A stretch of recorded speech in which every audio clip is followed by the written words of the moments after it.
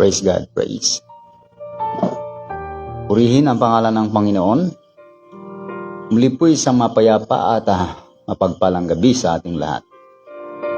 At muli nating bigyang daan ang tayo ay magbubulay at ating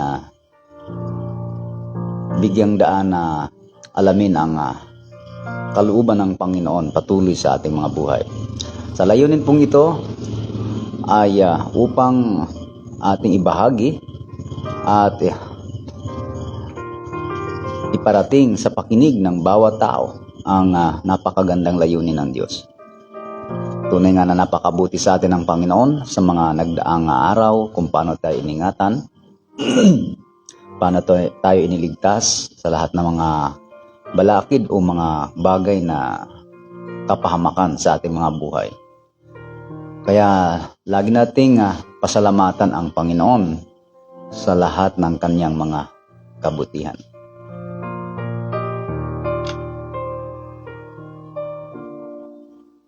At salamat sa Diyos sa mga bagay na mabuti sa buhay ng bawat isa. Sa lahat po natin mga tagapakinig, sa lahat natin mga taga-subaybay, lahat ng abutin ng tinig na ito, ang akin pong dalangin ay kayo ay makaranas ng biyaya ng ating Panginoon.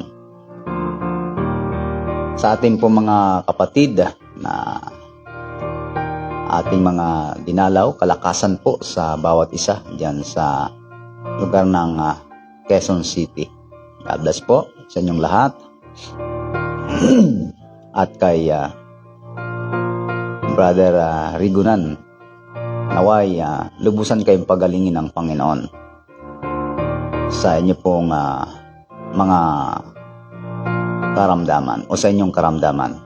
At sa mga kasamahan mo dyan sa bahay, pamilya mo, ang pag-iingat ng Panginoon ay sumayin nyo nawa. Napakabuti ng Panginoon sa atin, ano po.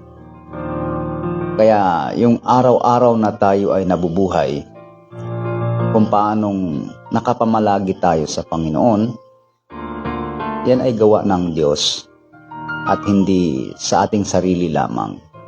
Dahil alam natin na ang Diyos ay gumagawa sa atin.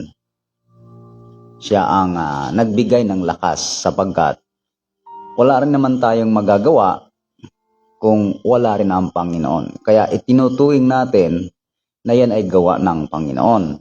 Dahil sino ba tayo para maghahayag ng kataasan na sabihin natin na gawa natin yan. Ang Diyos po ang nagbibigay kalakasan sa atin. Hindi natin magagawa ang mga bagay na tayo-tayo lamang, maliban na lamang kung samahan tayo ng Diyos at bigyan tayo ng lakas. Yon. Sa makatuwid, sa Kanya pa rin tayo umaasa ng kalakasan at hindi po sarili natin. Kita niyo po, hindi natin magagawa anumang bagay kapag wala tayong lakas. At sino ba ang nagbigay ng lakas sa atin? Ayun, yan ang dapat maintindihan natin. Kaya huwag nating sayangin yung buhay. Huwag nating sayangin yung ating kalakasan. Ano po? Sapagkat hindi naman po natin magagawa yung mga naisin natin kung hindi rin po tayo sasamahan ng Panginoon. Yes, salamat sa Diyos, mga minamahal. Araw po ng Lunes, muli nating o patuloy nating paglingkuran ng Panginoon sa pamamagitan ng live na pagbubulay ng salita nating Diyos. At ito po ay pagtatalakay patuloy sa mga napakahalaga ring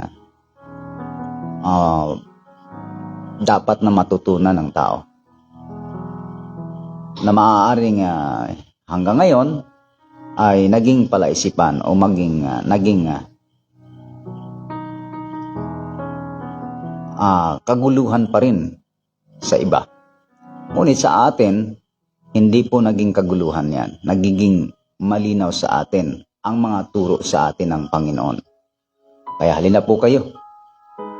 Tuloy natin yung ating tinapik na karaan.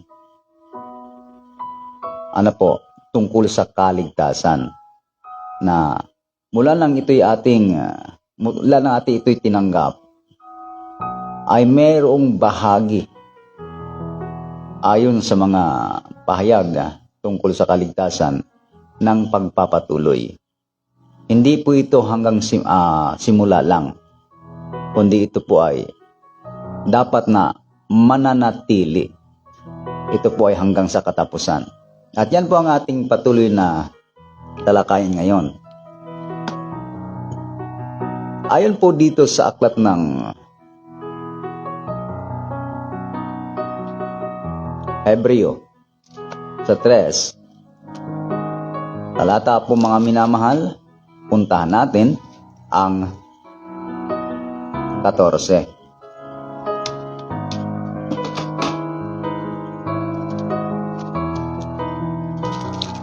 Sa aklat po ng Hebreo, sa 3 at talata po ay 14.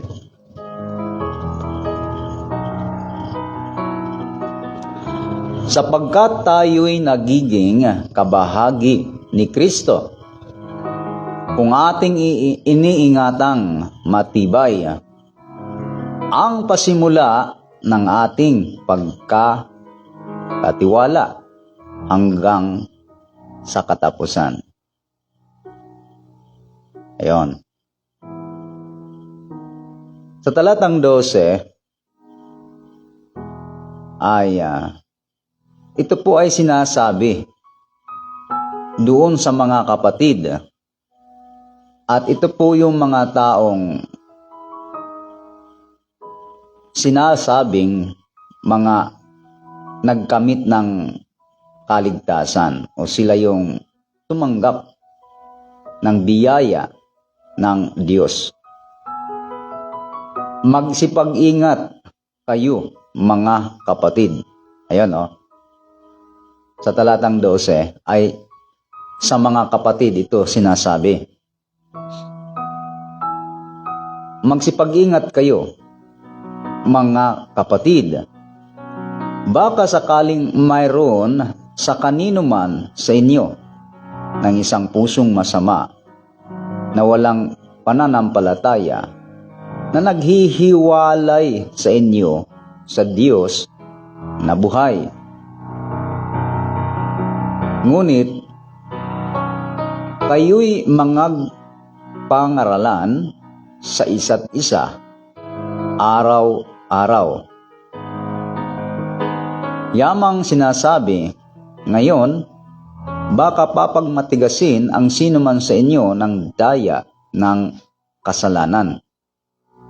Sapagkat tayo'y nagiging kabahagi ni Kristo kung ating iniingatang matibay ang pasimula ng ating pagkakatiwala hanggang sa katapusan. Hanggang kailan daw? Hanggang sa katapusan. Sumalinaw po dito, doon sa mga kapatid, ito po yung sinasabi na tumanggap ng biyaya, mga kapatid. Ito po yung nailigtas mula sa kapahamakan o mula sa kasalanan, mula sa hatol ng kaparusahan sa kamatayan. Nang pasimula ay bagay na kanilang tinamumula sa Panginoon ang magkamit ng tinatawag na o tumanggap ng kaligtasan, na ito'y sinasabi rito na hindi lang kung ating siya sa atin yung diwa, sa ating binabasa ay hindi lamang ito sa pasimula, kundi ito po ay hanggang dapat ay sa katapusan. Hindi puro simula lang, napakalinaw na may pagpapatuloy at hindi lang sa simula. At ito ay dapat naiingatan. Sa madaling salita, ay hindi maaaring ito ay hindi iingatan. Bakit? Sapagkat kung ito po ay hindi iingatan, ang sabi nga po ay, sapagkat tayo'y nagiging kabahagi ni Kristo kung ating iniingatang matibay ang pasimula ng ating pagkakatiwala. Yung pasimula ng ating pagkakatiwala, iingatang matibay, punong-puno ng paalala sa atin. Ang mga sulat na ito, upang hindi ito mawala sa atin, upang hindi ito mawaglit o hindi ito mawala. Naroon yung paalala at napakalinaw na ang paalalang ito ay dapat naroon yung pag-iingat. Sapagkat paano naman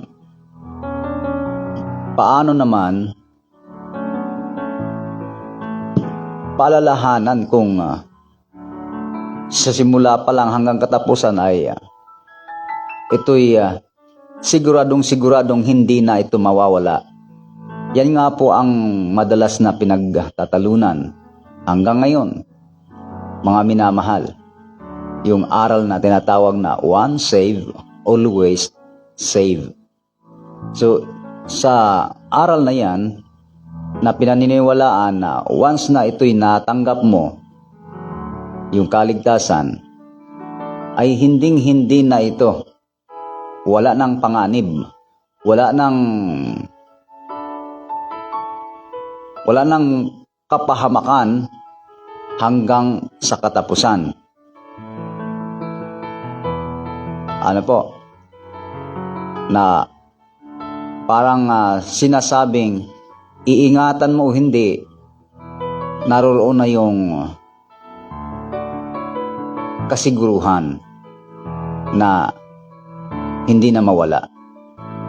Yun po yung aral or aral ng one save, always save. Na ang ibig sabihin noon ay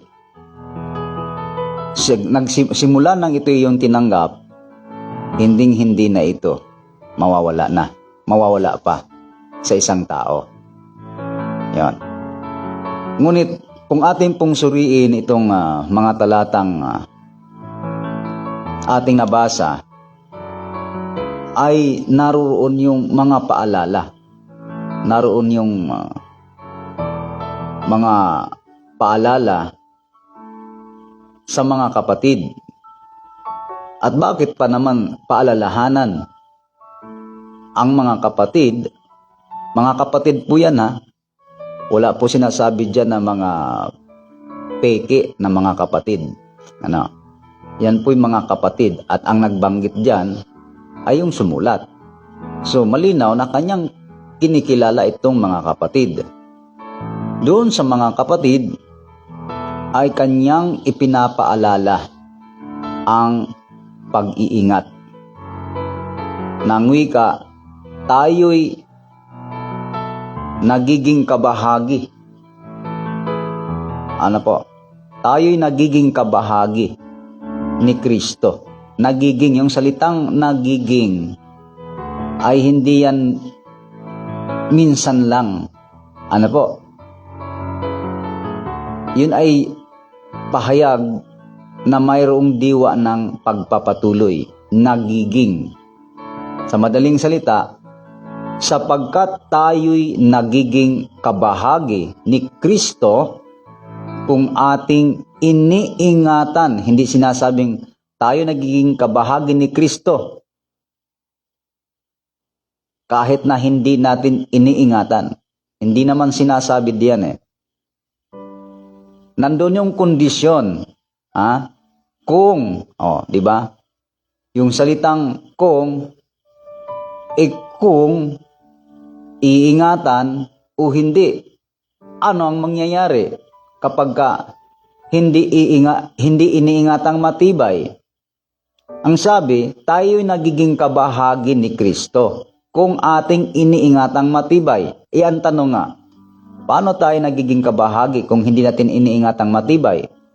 Hindi nga tayo nagiging kabahagi. Maaring sa simula, nagkaroon tayo ng kalagayan o katayuan na naging kabahagi ka. Pero sa pagpapatuloy, naroon yung pag-iingat. Ayon, ang linaw po. Kung ating iniingatan, paano kung hindi? Di nangangahulugan, hindi tayo nagiging, pero naging, naging kabahagi ka, pero hindi nagiging kabahagi sa pagpapatuloy. Kung hindi, iingatang matibay. Kasi yung salitang kung, ginagamit yun conditional yun. Kung gagawin mo nga o hindi. Nandoon naman yung malinaw na pahayag na kung hindi mo iingatan o iniingatan, malinaw na hindi rin tayo nagiging kabahagi. Ayon. Pero kung ating iniingatan, ay nagiging kabahagi tayo ni Kristo. Parang yung salitang gumaganap. Yung salitang gumaganap ay patuloy yan na ginaganap. Yung salitang gumanap, o kaya ginanap, tapos na,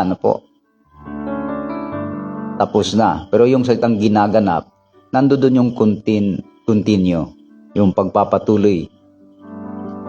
Kung ano yung sinimulan. Yan. Kung ano yung pasimula, ipinagpatuloy mo, kaya ginaganap mo. Ganon din yung salitang nagiging kabahagi. Kung ating iniingatan, yung salitang iniingatan, pareho po yun na ipinagpapatuloy. So, nandoon yung paalala. Nandoon yung paalala. Mahigpit na paalala. Hindi lang basta biro na parang wala lang.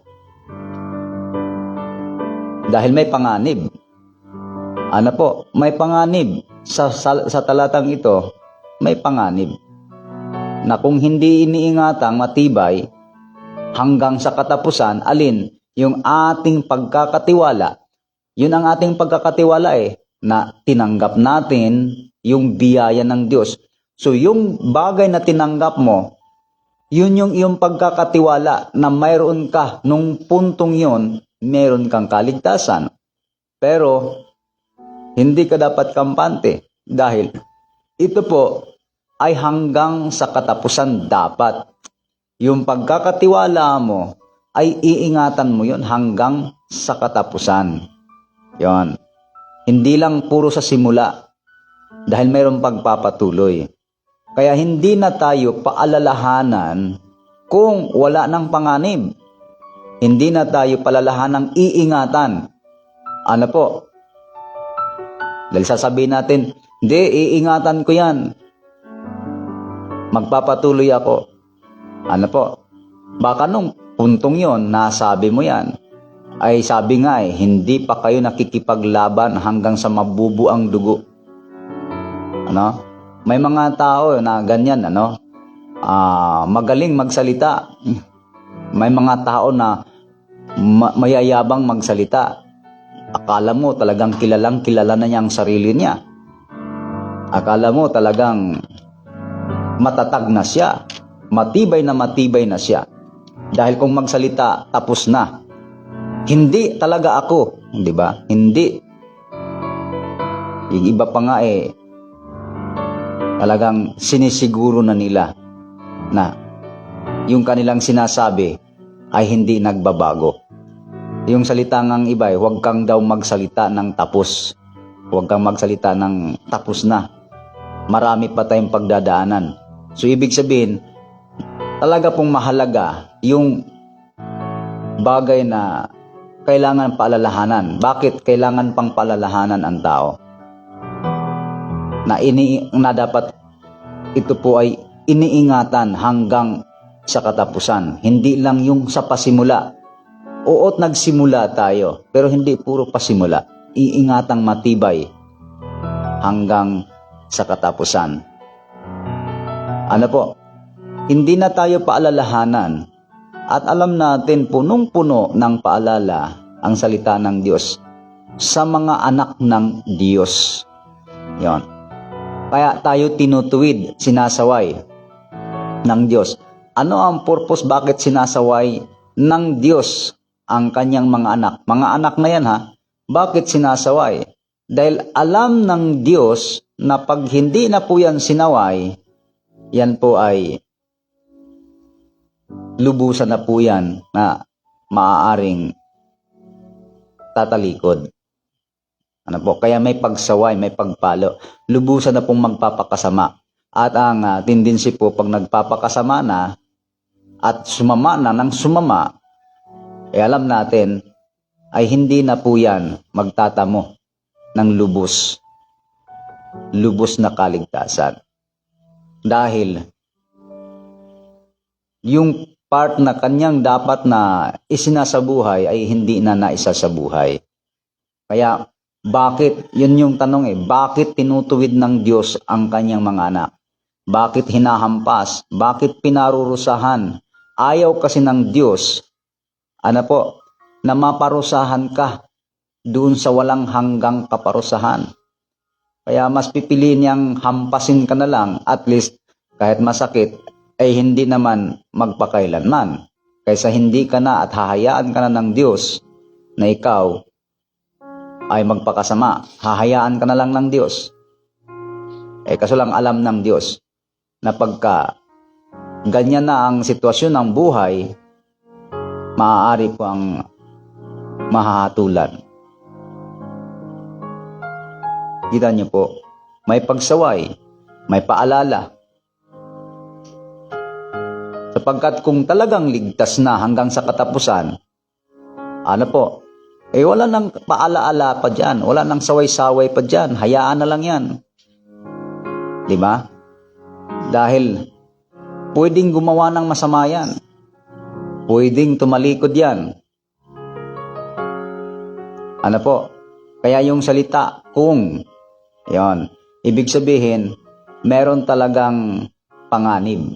Meron talagang tendency na magpapatuloy, may tendency rin na hindi magpapatuloy. Kaya yung salitang sinasabi rito na sapagkat tayo nagiging kabahagi ni Kristo ating iniingatang matibay ang pasimula ng ating pagkakatiwala. Yan, hanggang katapusan. Ang linaw-linaw po, no? Kaya huwag po tayong magsalita ng parang ang tibay mo na, parang ang tatag mo na, ano? Kilalang kilala daw nila ang sarili nila. Ay nakalagay nga sa aklat ng Jeremias, ang puso ay magdaraya higit sa lahat ng mga bagay.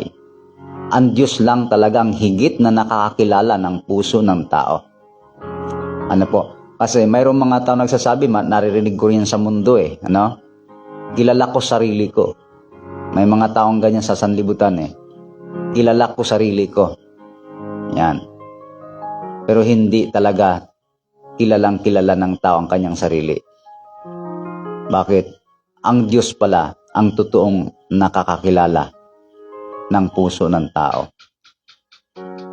So, nandun yung pagpapakumbaba dapat lagi, na umaasa ka sa kalakasan ng Diyos. Umaasa ka sa tulong ng Panginoon. Amen? Umaasa ka doon sa kanyang ibinibigay na lakas at tulong sa iyo. Hindi dahil sa sarili mong lakas, sa sarili mong kakayanan, hindi sa sarili nating paniniwala sa ating mga sarili. Yung ibang mayroon tayong narinig na magtiwala ka sa sarili mo. Hindi po ganon. Hindi po ganon. Hindi na dapat tayo paalalahanan kapag ganyan na ang talagang katayuan natin, ang kalagayan natin, at naniniwala tayong hanggang katapusan ganito pa rin ako at hindi ako talaga bibitaw, hindi ako magbabago, hindi ako. Maganda yon na nandun na yung desire ng puso mo. Pero bakit kailangan palalahanan? Baka paglipas ng panahon, ay magiging katulad ni Esau ang sabi. Anong ginawa ni Esau? Nung magutom, di ba? Nung magutom, ay yung pagkapanganay na taglay niya ay ipinagpalit sa isang pinggang pagkain. Yun na nga po ang sinasabi, ay hindi pa tayo, kaya tayo pinalalahanan. Ibig sabihin, may mga pwedeng mangyayari sa buhay ng isang tao na hindi niya akalain. Pero dahil sa kakulangan ng pag-iingat, ay naipagpalit na ng tao yung pagkapanganay. Alam yung pagkapanganay sa Diyos kasi sa spiritual Yun yung mga nasa mga kalagayang siya yung sa Panginoon. Handog kasi tayo. Ang panganay kasi sa lumantipan, handog yan sa Panginoon. Banal sa Panginoon.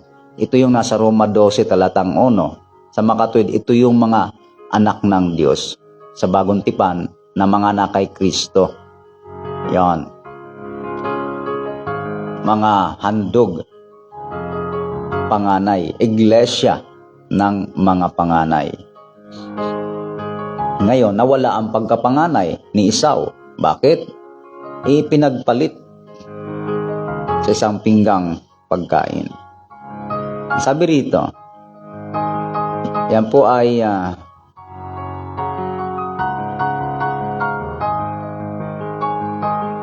tuloy muna natin.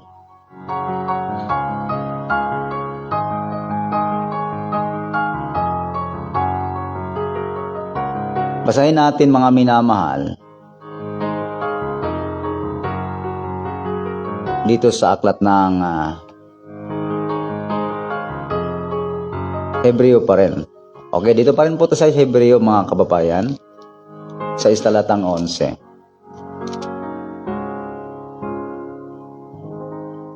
At ninanasa namin ng bawat isa sa inyo ay magpakita ng gayunding sikap sa ikalulubos ng pag-asa.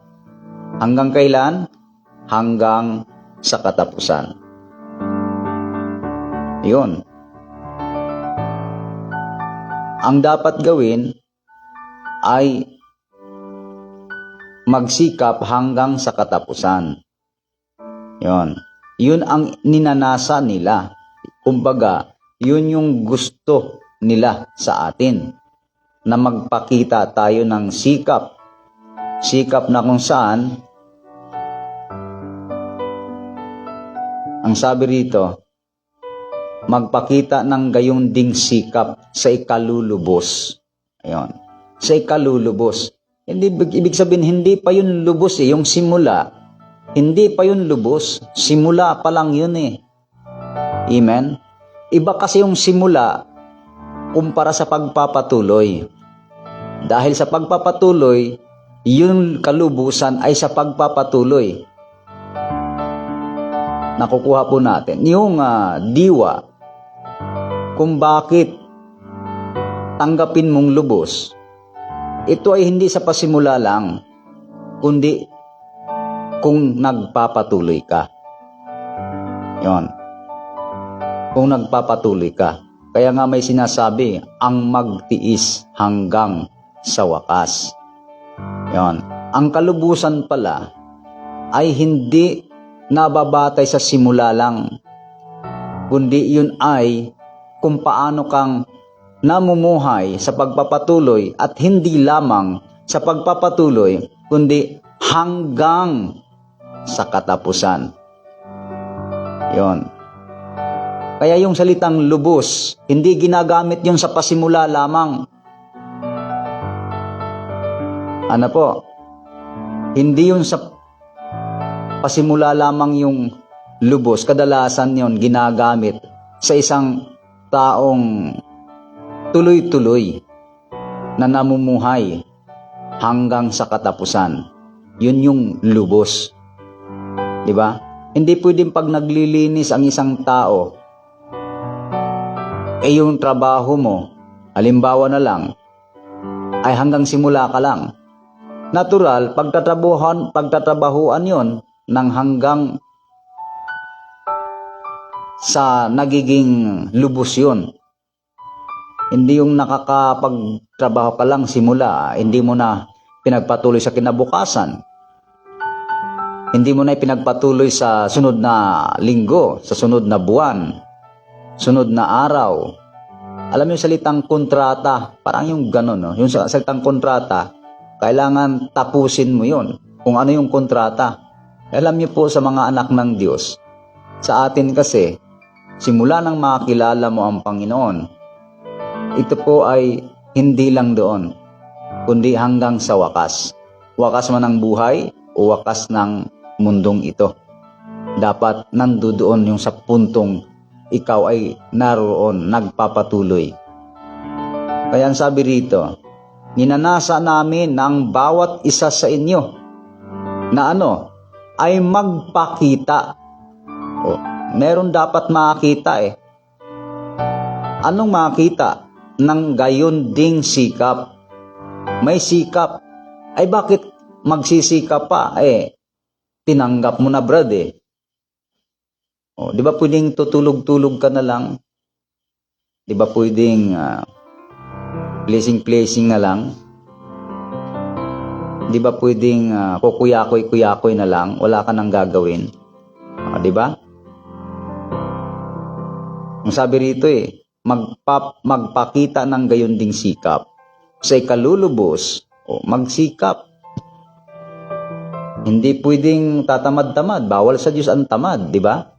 Magsikap. Yung bang salitang sikap, magpapabaya ka? Hindi, di ba? Ganun po, sasabihin. Hindi, yung sikap mo, yung gawa mo na yun, bunga na lang yun Bunga na lang yun. Yun naman pala bunga na. Hindi ka na dapat uutusan. Dahil automatic naman palang nagbubunga. Huwag nang utusan. Magsigawa tayo ng mabuti sa lahat ng tao, lalong-lalo na sa kasangbahayan sa pananampalataya. Bakit kailangan pang sabihin yun? Huwag na. Huwag nang sabihin yun. Di na kailangan ituro yun. Automatic palang may bunga Yun ang madalas narinig natin, bunga raw. Automatic palang nagbubunga.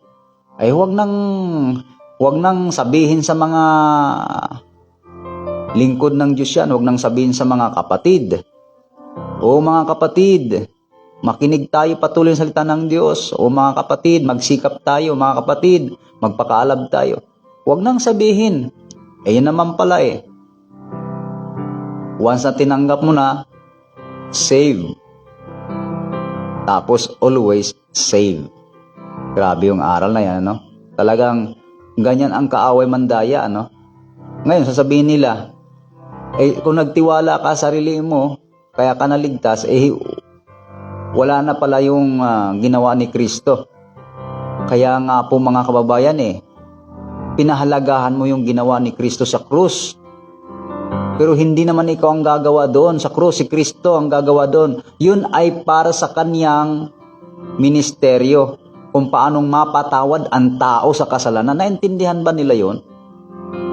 Kung paanong mapatawad na ang tao sa kanilang kasalanan. Pero part ni Kristo yun. Hindi part ni Kristo na gagawin mo yung bagay na ikaw ang dapat gumawa. Tungkulin mo yun. Kung may tungkulin si Kristo, may tungkulin din tayo para kay Kristo. Amen? Parang lahat na lang si Kristo pagagawin mo. Pati ba naman yung paggawa ng mabuti si Kristo ang gagawa? Di ba? I-part mo na yun. Hindi na yun part ni Kristo. Ngayon, sabi nating bunga. Sinong gagawa nun? Di ba ang tao? Yung ginawa ni Kristo sa krus ay para tayo mapatawad sa kasalanan. Ngayon, kung pinahalagahan natin yung pagpapatawad, yung ginawa ng Panginoon na siya'y mamatay sa krus, alang-alang sa ating kasalanan para tayo tubusin, kung pinahalagahan natin, anong gagawin mo? Di ba? Anong gagawin mo? Anong gagawin natin? Yun. Nag-isip ba kayo? Ano? Nag-isip ba tayo? Kung gagawa pa raw tayo, parang binabaliwala na natin yung ginawa ni Kristo. Ano ba yung ginawa ni Kristo? Sige nga. Bakit kailangan pa sabihin, magsigawa kayo ng mabuti, magpakatibay kayo, iingatan? Ano po? Bakit kailangan pang sabihin yan? Naisip ba nila yon? Ibig sabihin may panganib. Yung ginawa ni Kristo, kanya yun. Pero huwag mong iasa kay Kristo. Pati ba naman yung tungkulin mo, si Kristo ang gagawa para sa mga bagay ganon? Basahin niyo Ecclesiastes 12. Simulan niyo sa talatang 12, 13, patuloy. Sapagkat ito ang wakas ng lahat ng bagay. Ano po? Lahat ay narinig. Ikaw ay matakot sa Diyos at sundin mo ang kaniyang mga utos. Bakit? Yung pagsunod ba? Kaninong gawain yon? Sapagkat ito ang katungkulan nino? Ni Kristo? Katungkulan mo. Katungkulan natin. Katungkulan ng tao. Amen? Hindi kasi nila alam kung anong part meron sila at anong part meron si Kristo. Akala nila, pagdating sa kaligtasan, pagdating sa kaligtasan, wala nang part sila. Ang part ni Kristo kung papaanong pawiin ang iyong kasalanan. Ang part ni Kristo kung papaanong patawarin yung kasalanan, doon ka iniligtas ng Diyos. Pagkatapos noon, sa pagpapatuloy, mga minamahal, may part ka rin doon. Di ba? Hindi naman part ni Kristo na siya pang gagawa ng mabuti. Ginawa na yung part niya. Inialay na niya yung kanyang buhay. Dumanak na ang dugo ng Panginoon para lang mapatawad tayo sa kasalanan. Anong gagawin mo? Anong gagawin mo? Panginoon, yung krus ko, ikaw na rin magpasan. Sa'yo na lahat. Sapagkat ikaw naman magliligtas sa akin, di ba? Hindi ko naman kayang iligtas ang sarili ko. Dahil ikaw naman ang aking tagapagligtas. Pasanin mo na rin yung krus ko, Panginoon. Parang gano'n, ano? Anong sabi ni Kristo? Pasanin mo ang iyong krus. Hindi sinabi ni Kristo, pasanin ko yung krus mo.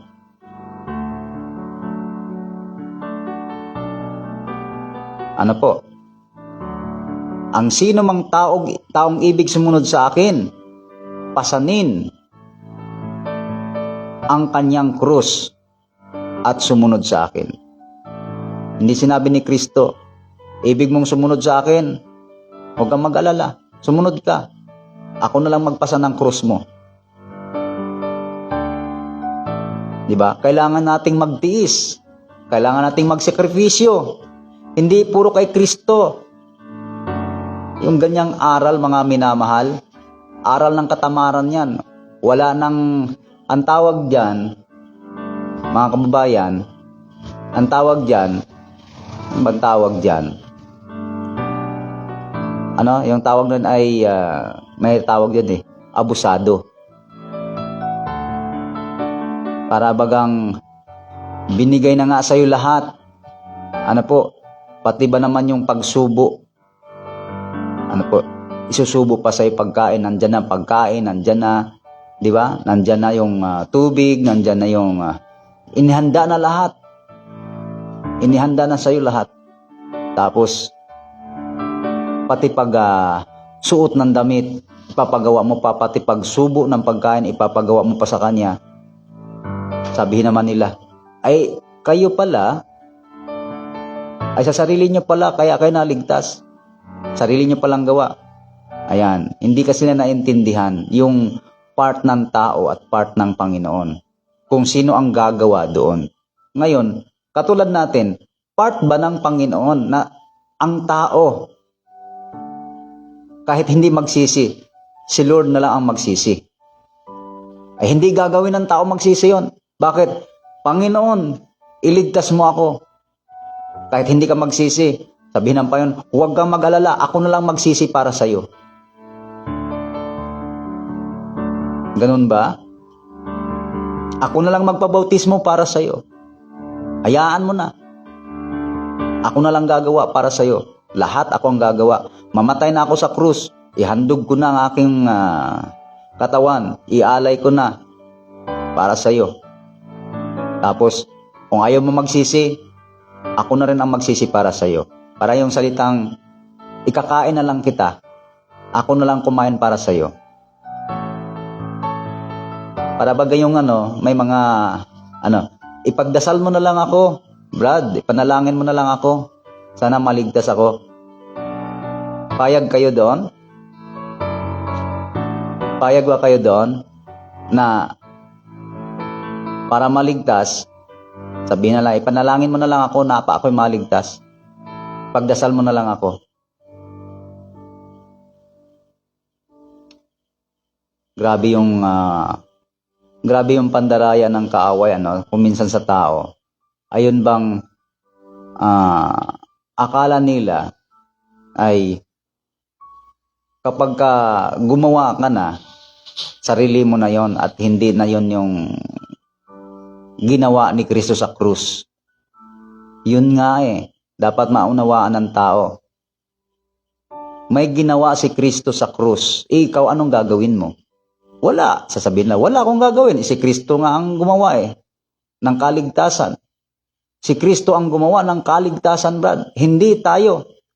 Talaga? Hindi tayo ang gumawa ng kaligtasan. O dito, babasahin natin to. Basahin natin ng Hebreo sa 3 talatang 14.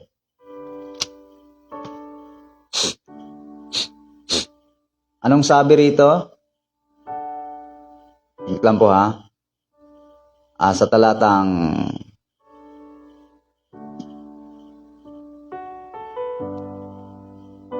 sa 9, sa 5 talatang 9 pala. Hebreo 5 talatang 9.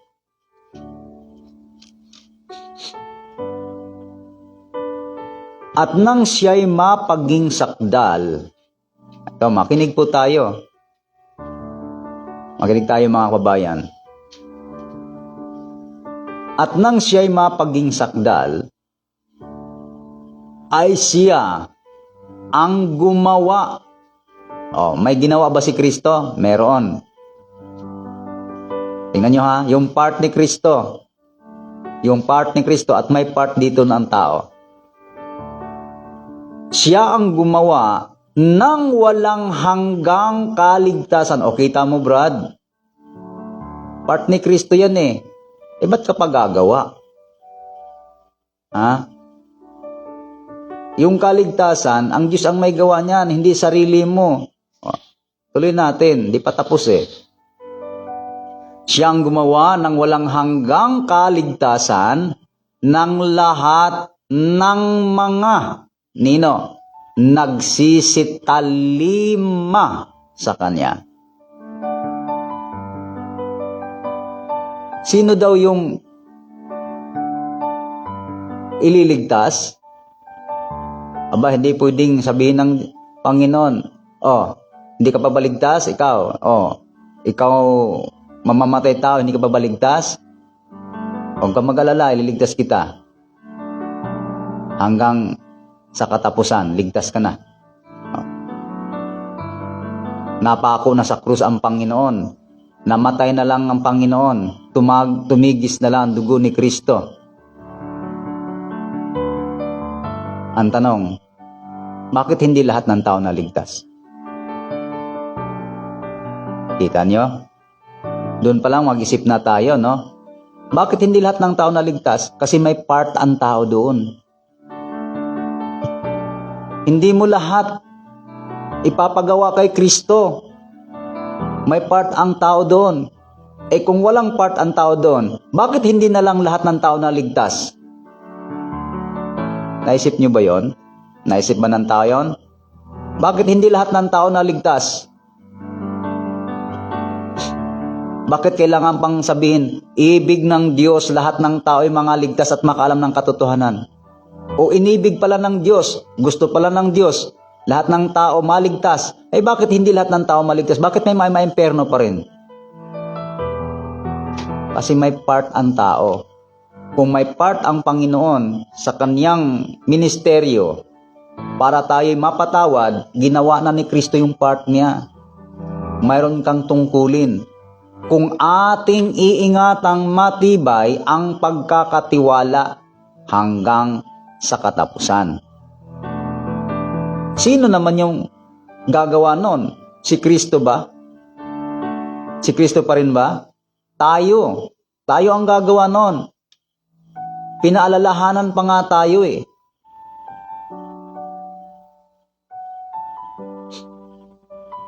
Sana magising yung iba, no? Magising yung taong, yung mga ibang akala nila, si Kristo na ang gagawa lahat. Yan ang pagkakamali nila, no? Hanggang sa katapusan. Wala ka nang gagawin. Eh dapat pala ligtas na lahat, pati mga kriminal, mga magnanakaw, lahat na yan. Hindi sila magsisisi, ligtas na sila lahat. May part ang tao. May tungkulin ang tao. May gagawin ang tao. Kaya ang sabi rito, nang siya mapaging sakdal, ay gumawa ng walang hanggang kaligtasan. Kanino? Sa lahat ba? Sa mga nagsisitalima sa Kanya. Tatalima ka sa Kanya. Tatalima ka sa Kanya. Ngayon, sabihin natin, ay hindi na ako gagawa. Ay di ba yung pagtalima, di ba yung pagtalima paggawa mo yon? Hindi naman ang si Kristo ang susunod doon eh. Yung pagtalima, part mo rin yon. Hindi naman si Kristo ang gagawa nun, ikaw ang gagawa nun. Ang tanong, gagawa ka pa ba o hindi na? Yon. Gagawa pa ka pa ba? O hindi na? Sasabihin natin, hindi na tayo gagawa. Eh, hindi na rin tayo tatalima. Eh, kanino ba yung pangako ng Diyos? Walang hanggang kaligtasan. Yon. Ang sabi, sa ating binasa,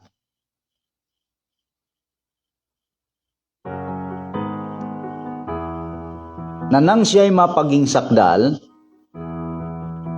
ay siya ang gumawa ng walang hanggang kaligtasan. Sino raw ang gumawa ng walang hanggang kaligtasan? 'Di ba? Ang Panginoon. Ang Kristo, ang anak ng Diyos. 'Yon.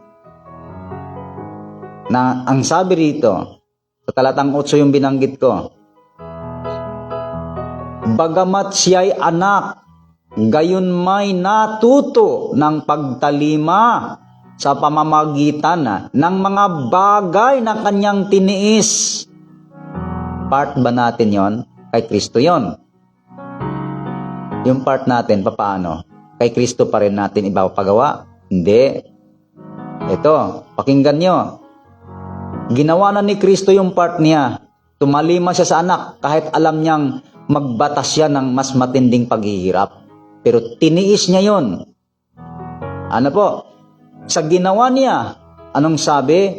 At nang siya'y mapaging sakdal, ay siya ang gumawa ng walang hanggang kaligtasan ng lahat ng mga nagsisitalima sa Kanya. Diba? Ang linaw-linaw yan, ano? Yung pagtalima, hindi na kay Kristo yun. Dahil ginawa na ni Kristo talimahin ang kanyang ama doon sa kanyang ministeryo na siya maging handog, siya maging alay, siya ang kordero para sa pangtubos ng kasalanan. Ano po? Yun yung part ng Panginoon. Pero yung pagtalima mo sa Diyos, aba, individual yun. Hindi yun lahat ay gagawa si Kristo. Part mo na yun. Yun yung pinapaalala sa atin. kung iingatang matibay hanggang sa katapusan. Alin? Yung pasimula ng ating pagkakatiwala. Amen? Yung nasimulan mo, ipagpatuloy mo yon. Iniingatan dapat yon. Hanggang kailan ba iniingatan? Yung salitang iniingatan, nananatili, namamalagi na pag-iingat, tawag doon. Doon tayo nagiging kabahagi ni Kristo. Sa madaling salita, kung hindi natin gagawing iniingatan, ano po, yung pagiging kabahagi natin ni Kristo, hindi tuloy-tuloy yun. Maaring sa simula lang. Naalala niyo ba kung papaanong ang Israel, sabi nga sa Aklat ng Roma, naalala niyo ba itong talatang ito? Mga kababayan, baka hindi ito naunawaan ng mga nagbabasa, no? Siguro hindi na ito naunawaan. May binabanggit dito, saglit lang po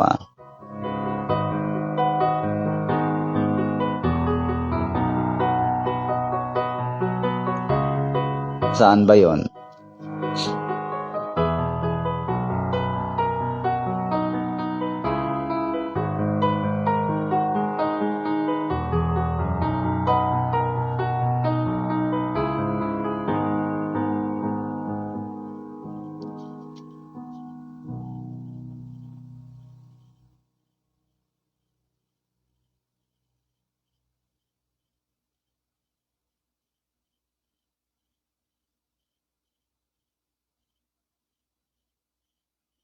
Sandali lang po mga kababayan may nahanap lang tayo.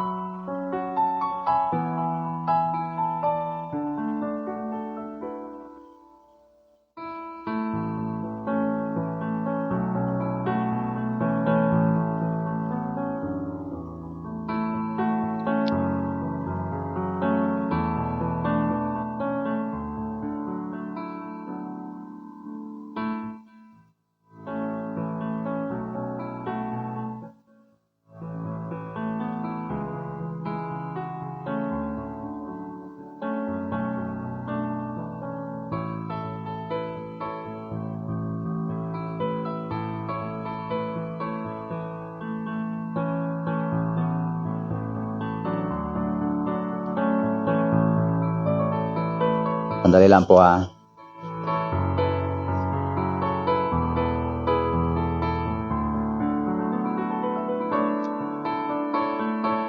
Kaya yun po mga kababayan, habang hinanap po natin ay mayroon lang tayong, naalala niyo ba yung talata na sinasabi doon na pinutol sa talagang sanga, ang tinutukoy doon yung Israel. Kaya lang, kahit na po Israel, ay pwede pong putulin. Ngayon, tayo, na mga isinanib, sa salitang isinanib, binigyan tayo ng kalagayan na maging kabahagi sa tunay na puno. Pero, ano ang nakalagay doon? Tayo ay maari pa ring maalis, maputol. Ba't na wala sa isip ko yung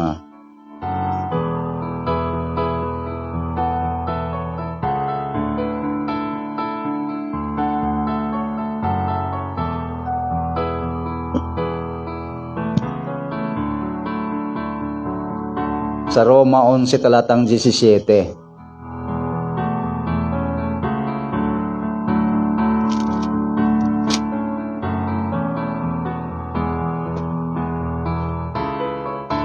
Datapwat kung ang ilang mga sanga nangabali, at ikaw na isang ulibong ligaw ay isinanib ka sa kanila. Kaya nga, tawag dun idinagdag no? Sa aklat ng Gawa sa 2, isinanib ka. Ang nagsanib dito ay ang Diyos. Hindi tayo ang umanib. Kasi ang naririnig natin sa iba, umanib ka raw sa ganitong relihiyon, umanib ka sa iglesia, maliligtas ka. Ano po?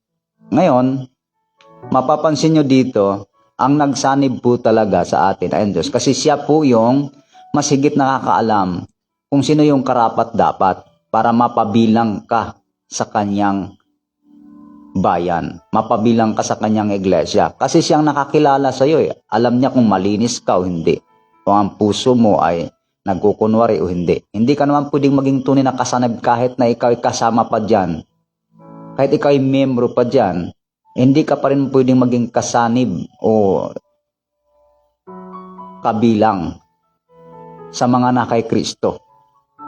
Ano po? Kasi hindi naman to sa yung membership na kailangan isulat mo, kailangan, hindi sa pamamagitan ng ID mo, ito nakalagay, Iglesia ako ni Kristo, hindi sa pamamagitan ng baptismal mo, hindi po sa ganun ang kaparaanan ng Diyos. Ito po ang sabi. Ano po? Sa talata po mga kapatid na 17, datapat kung ikaw at datapat kung ang ilang mga sangay nangabali at ikaw na isang ulibong ligaw ay isinanib ka sa kanila at ikaw ay naging kabahagi nila sa ugat ng katabaan ng punong ulibo. Huwag kang magpalalo. Ayan na. Ito na po, ganyan po yung mga may mga nagtuturo ng nagtuturo ng, ang tawag noon, ng once save, always save. Napaka tataas ang mga pahayag, mga mapangahas yung pahayag nila. Hindi na kami mapapahamak, hindi na kami mahihiwalay, hindi na mawala sa amin ang kaligtasan. Dahil once na ikaw ay naligtas, ay lagi kang ligtas. At ikaw ay talagang always saved. Ang sabi rito, at ikaw ay naging kabahagi nila sa ugat ng katabaan ng punong ulibo. Salitang naging, nagkaroon na. Nagkaroon na ng koneksyon, nagkaroon na ng tinatawag na kaugnayan. Naging kabahagi nila sa ugat. So nangyari na yung naging kabahagi ka sa ugat ng katabaan ng punong ulibo. Kaya lang may paalala pa rin. Napansin nyo? Huwag kang magpalalo sa mga sanga. Datapat kung magpalalo ka, ay hindi ikaw ang nagkakandili sa ugat. Hindi ikaw ang nagkakandili sa ugat. Sino nagkakandili sa iyo? Ano po? 'Di ba? Ang ugat, dahil sanga ka lang, kaya ka nabubuhay at nanamamalagi dyan dahil sa ugat. Hindi ikaw ang ugat. Ikaw ang sanga. Tayo, sanga. Kaya nagkakindili sa atin yung ugat. Kaya tayo nananatiling sariwa dahil nagmula ito sa ugat, sa daloy ng ugat hanggang sa mga dahon. Hindi ikaw ang nagkakandili sa ugat, kundi ang ugat ang nagkakandili sa iyo. Sino yung ugat? Ayan. Kaya, bakit ka magpapalalo? Nakaasa ka lang sa ugat. Sasabihin mong, mananatili akong sariwa. Mananatili akong buhay. Mananatili akong magbubunga. Hindi naman ikaw ang ugat Diba? Di ang sabi rito,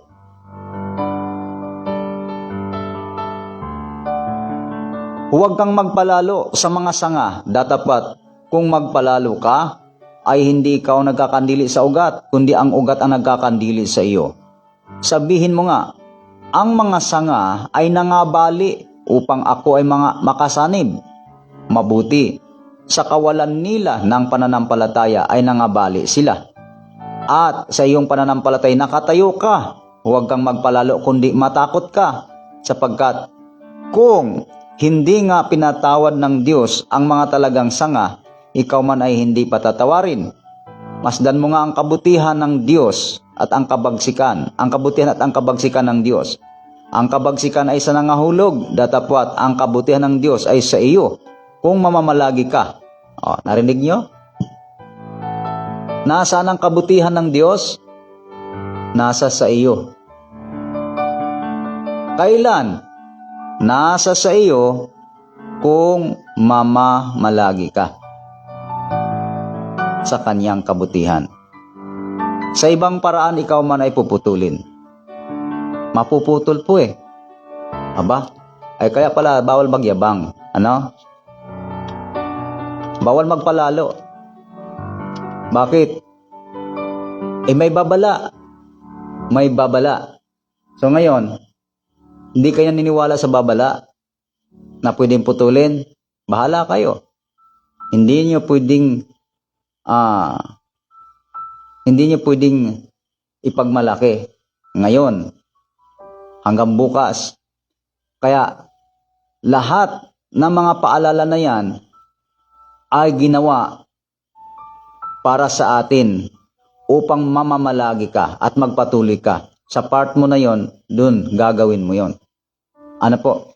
Hindi automatic na nagbubunga. Ang bunga kasi, mga minamahal, na sinasabi doon sa Aklat ng Galasya, bunga ng Espiritu, yun yung kapayapaan, love, joy, ano po, yung binabanggit doon, pansinin nyo. Kaya, kung automatic, edi hindi na dapat apalalahanan. Kasi, kahit na ang sino mang tao, mga minamahal, kahit na sino pa sa atin, na gagawa ng anumang kasamaan, kung talagang sure na hindi na mawawala, ay hindi na dapat palalahanan kung hindi tayo pwedeng mawalay. Pwede, may panganib. Puputulin yung sabi, no? Puputulin. Tingnan nyo. Ang sabi rito sa aklat ng babasahin natin.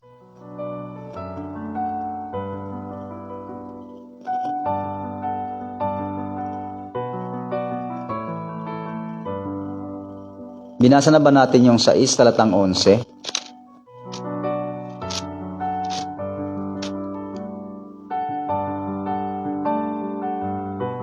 Hebreo.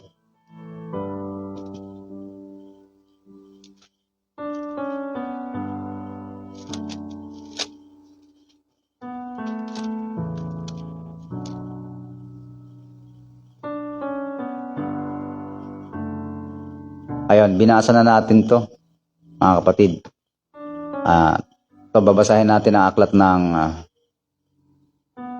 Gawa, ano? Sa 5 talatang 32 ng Gawa. Ito po babasahin ko sa inyo, no? Ang dami po, no? Sangkatutak na talata, ano? Sangkatutak na talata pagdating sa pagpapatuloy, ano? Para mata mo yung lubos na sinasabi, ano? Kalubusan. Ito ay sa pagpapatuloy. Hindi lang puro simula yan, ha? Daming talata, no? 5 verse 32 ng Gawa. At kami mga saksi ng mga bagay na ito. At gayon din ang Espiritu Santo na siyang ibinigay ng Diyos. Siyang ibinigay ng Diyos. Nino? Sa nagsisitalima sa Kanya. Kanino ibinigay ng Diyos ang Kanyang Espiritu Santo? Na siyang ibinigay ng Diyos sa nagsisitalima sa Kanya. Huwag niyong sabihin na yung pagtalima ay si Kristo pa rin ang gagawa doon. Yon. Paano kung hindi ka tatalima? Hindi ibibigay sa'yo. Kaya sabi doon doon ibinibigay Kanino? Sa nagsisitalima sa Kanya. Narinig mo yung salita ng Diyos, ay may utos na sumampalataya ka at magsisi. Hindi mo tinalima yon. Ibibigay ba sa'yo yung Espiritu Santo? Di ba? Doon lang yun sa mga nagsisitalima. Yun ba ay ang gagawa noon ay ang Panginoon? Kita niya naman talaga, no? Tayo ang gagawa nun. Tungkulin natin yon. Yung pagtalima. Yung pagsisisi sa atin din yon. Yung pananampalataya sa atin din yon. Ang part ng Panginoon doon ay kung papaano niya tayo tubusin. Yung ministeryo ng Panginoon, yung inaatang sa Kanya ng Ama, yun yung ginanap ng Panginoon. Kung papaano tayo mapapatawad sa ating mga kasalanan. Ito ay sa pamamagitan ng pagkabayubay sa krus. Ano po? Sa pamamagitan ng kamatayan ni Kristo sa krus, yun yung kanyang ministeryo, kanyang obligasyon na sumunod sa Ama. Pero yung pagtalima, yung pagsisisi, pananampalataya at paggawa ng mabuti, pagsunod sa utos ng Diyos, hindi sa Kanya yon. Sa atin naman yon. Yun yung part naman natin. At yun ay gagawin natin hanggang sa katapusan. Kaya yung kondisyon, kung yon, magsisipanatili, yon, kung laging may kondisyon yan. Kaya dyan natin dapat na pakaingatan yung mga salita na yan, no?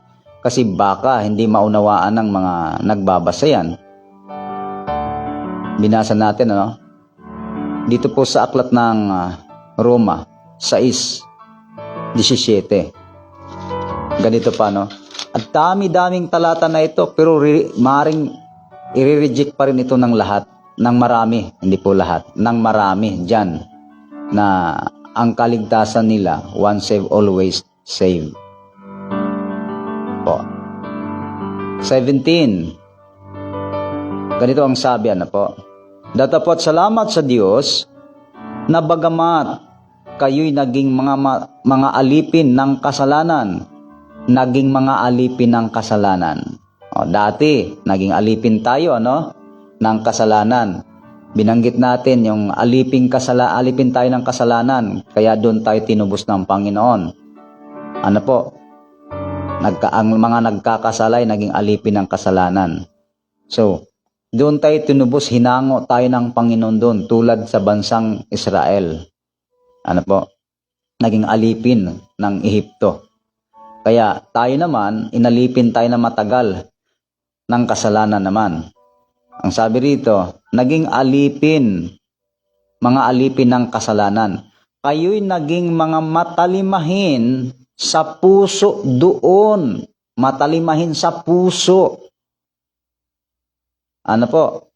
Matalimahin sa puso doon. Saan? Tatalima tayo. Matalimahin. Tingnan nyo, ha? Sa puso doon sa uri ng aral na pinagbigyan sa inyo. Mayroon kang ginawa talaga, no? Hindi mo pwedeng sabihin na, kay Kristo yan, kaligtasan baka mo, pinag-uusapan natin, wala kang gagawin. Kay Kristo lahat yan. Tungkulin ni Kristo yan. Hindi galing sa atin ang kaligtasan. Biyaya ng Diyos yan. Ano po, pero naintindihan kaya nilang ibig sabihin doon? Hindi galing sa iyo yung ikaw ay mapatawad. Obligasyon ng Panginoon magpatawad siya. Kailang magpatawad siya. Kanino siya magpapatawad? Yon. Obligasyon ng Diyos iligtas tayo. Kailan tanong, sino ililigtas niya? Ayon. nakalagay doon, alipin tayo ng kasalanan dati. Yan. Dati, naging alipin tayo. Pero, hanggang ngayon pa ba alipin tayo? Ngayon, naging matalimahin tayo. Ano yung tinataliman natin? Doon sa uri ng aral. O, may aral. Ano yung aral na pinagbigyan sa inyo? Amen? Kay Kristo ba lahat natin ipagawa? Wala na tayong gagawin. Yan ang pagkakamali ninyo.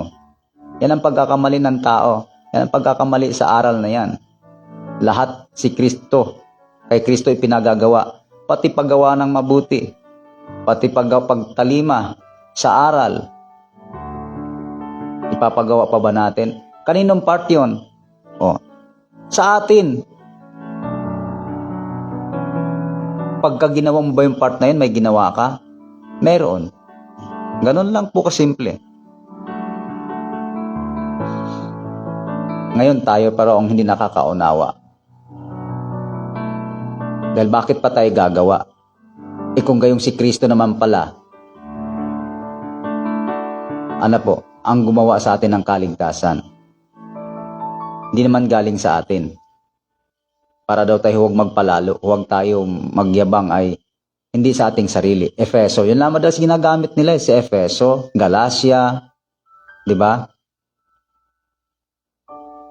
Tama naman po yung nakasulat pero yun nga lang po ang problema sa tao. Ano po, lahat na ipinagawa nila kay Kristo, pati yung part nila, si Kristo ang pinagagawa nila. Talagang tamad, wala nang gagawin. At akala nila ang kaligtasan hanggang simula lang. Yung pinag-uusapan ng pagtanggap, simula lang yun. Pero yung pagpapatuloy, para malubos mo na nasa iyo na nanatili ang kaligtasan, ay dapat ingatan mo yung matibay. Pinaalalahanan tayo. Dahil pwede kang maputol, pwede kang, di ba? Pwede mong maiwala. Anong sabi rito? Sa talatang 18. At yamang pinalaya kayo sa kasalanan, naging mga alipin kayo ng katwiran. Tinyo? At ito pa, mga minamahal, may pinagagawa pa rin sa atin, May pinagagawa pa, talatang 19. Nagsasalita ako ayon sa kaugalian ng mga tao, dahil sa karupukan ng inyong laman, sapagkat kung paanong inyong inihandog ang inyong mga sangkap ng katawan na pinakaalipin ng karumihan at ng lalo't lalong kasamaan, gayon din ihandog ninyo ngayon ang inyong mga sangkap na pinakaalipin ng katwiran sa ikaba-banal. Tingnan nyo, sa ikaba-banal. Tayo ang gagawa noon. Ano po? Kaya nga sabi dito sa 12 ng Hebreo, sa talatang 15, ganito po,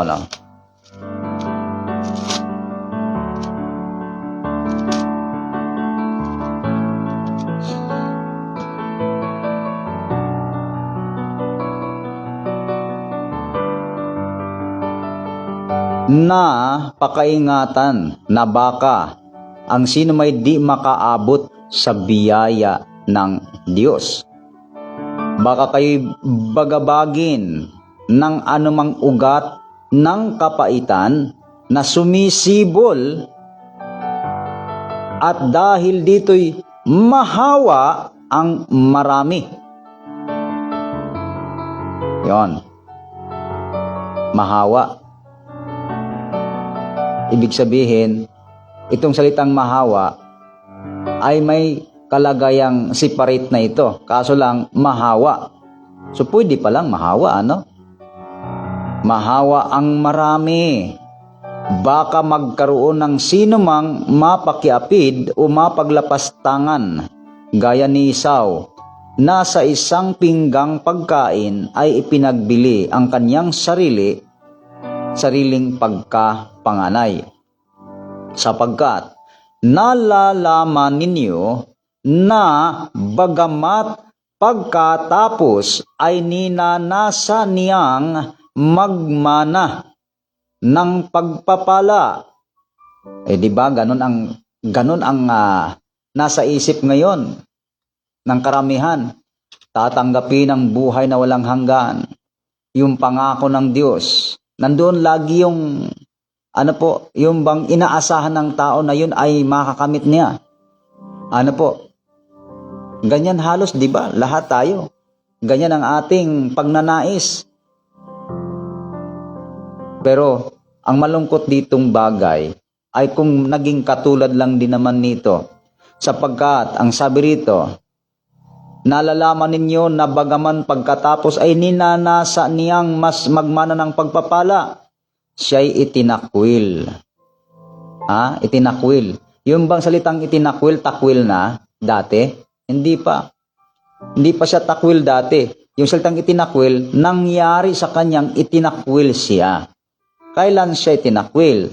Sapagkat wala na siyang nasumpungang pagkakataon ng pagsisisi sa kanyang ama. Bagaman, pinagsisikapan niyang mapilit na lumuluha. Baka tayo, asang-asa tayo, ligtas tayo, langit ang punta natin. Tapos, dahil sa aral na naituro sa iyo, na kahit tayo ay, halimbawa, narinig natin sa aral, once saved, always saved. Oras na tinanggap mo ng kaligtasan, kahit ikaw'y gumawa ng masama, hindi ko sinasabi na, na sasadyain mo, o kaya hindi mo sasadyain. Wala pa tayong sinasabing ganon. Yung bang salitang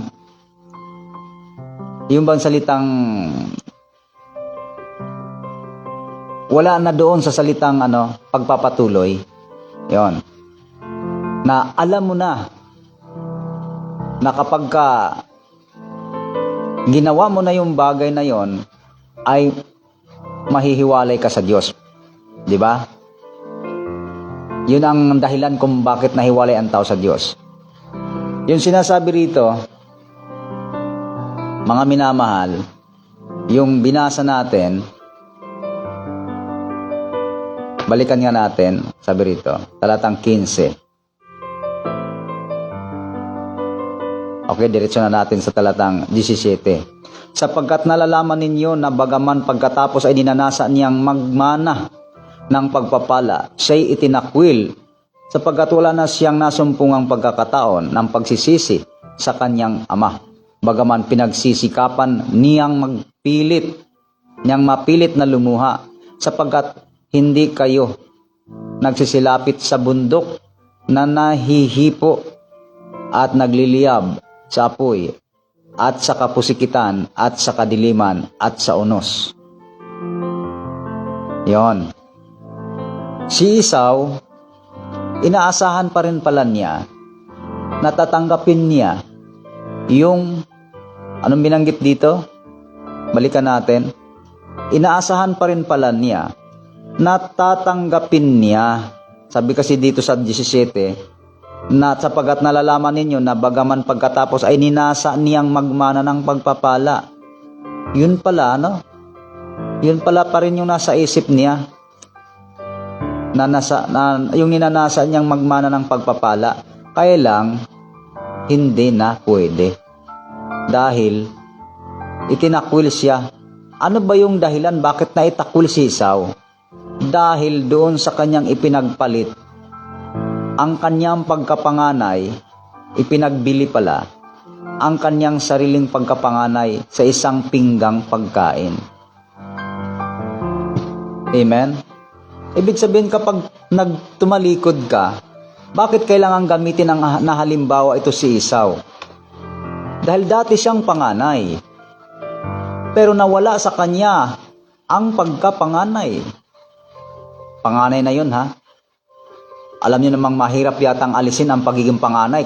balibaligtarin man natin, panganay pa rin yan. Kahit na sabihin nating kahit na sabihin pa natin na maliit yan, or sabihin natin na wala doon. Ang panganay talaga diyan sa kalagayan ng tao.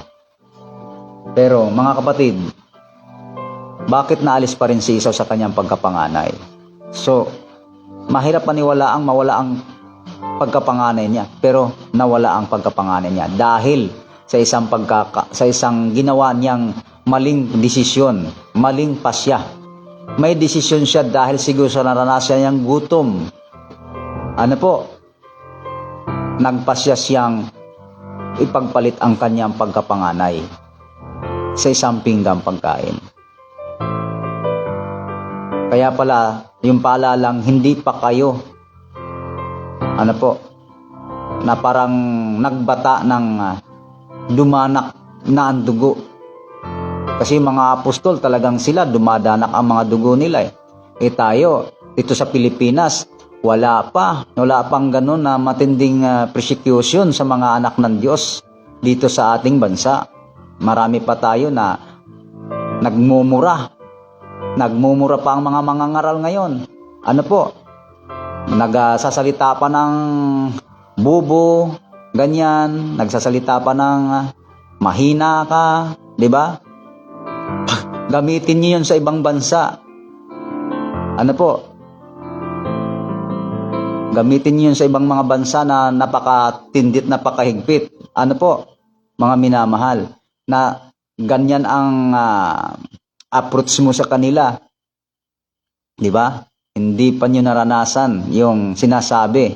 Kaya nga, yung mga salita niya, ginagamit yan doon, yung mga salitang panglalait, ginagawang tawag noon. Yung, alam yung salitang panglalait, yung sabihin mong isang tao ay ganito, sabihin mo isang taong ganyan. Hindi Brad, sinasabi ko lang ang katotohanan. Kahit naman sabihin, halimbawa yung tao na yun ay mangmang, sabihin na natin. Kapag ka sinabi mo, kailangan mo bang sabihin, alam mo na yun. Alam mo nang, di naman malalaman ng isang taong mangmang na mangmang siya. Kung sasabihin mong mangmang, kasi mangmang nga siya Ang makakaalam lang ng sa sinasabi mo at nakakaintindi ng sinasabi mong mangmang yung hindi mangmang Pero kung sasabihin mo kung totoong mangmang yung tao, sasabihin mo sa kanyang mangmang siya, hindi niya maintindihan yon. Kasi mangmang siya. Bakit mo pa sasabihin kung hindi rin naman maintindihan niya? Ayun. Kaya mo sinasabi na mangmang siya dahil hindi ka naniniwala na mangmang siya. Dahil kung naniniwala kang mangmang siya, bakit mo pa sasabihin yon? Hindi nga niya maintindihan. Mag-aaksay ka pa ba? Hindi na. Kaya kung magsasalita ka lang rin naman ng ganyan sa ibang bansa, hindi pa kayo dumaranas. Yung iba nga na-bless ako doon sa mga nangangaral. Anong sabi? Nung nangangaral siya, tinampal siya. Sinapak ngayon yung mukha niya. Kahit nasaktan siya, God bless you. Jesus loves you. Niyakapan niya. Ito mga tao nga na ito nagsasabing ligtas daw sila Ito mga taong nagsasabing ganyan. Naku po, sila pa yung kung maka-asta, Subukan yung gawin yon. Napakalayo po, Napakalayo. Baka sila pa yung mas masama ang bibig kumpara sa mga taong pinangaralan nila. Hindi makikitaan ng kababaan, Hindi makitaan ng, yung bang tipong sinapak ka na. Sa kanila, hindi pwede sa kanila yon. Pagkapataasan, sa kanila, pataasan Yung sinapak ka na, God bless you po. Yung bang tipong ganyan. Sa kanila, pag sinabi kang ganito ka rin. Di ba? Tapos ligtas daw sila. Mga kababayan, so sa punto pong ito, napag-usapan lang natin, ang pinupunto natin dito ay yung pagpapatuloy ng tao sa tinamon niyang biyaya mula sa Panginoon. Kailangan mong ingatan yon. Huwag mong maiwala yon. Dahil maraming babala, maraming paalala ang mga bagay na ito sa atin. ang salita ng Diyos. Hari nawa, maintindihan natin na hindi puro simula, kundi sa pagpapatuloy naroroon ang katibayan na ikaw ay merong lubos nakatiyakan, na sinasabing katiyakang nananatili pa rin sa iyo at hindi mo ito na iwawaglit. Salamat po sa Panginoon.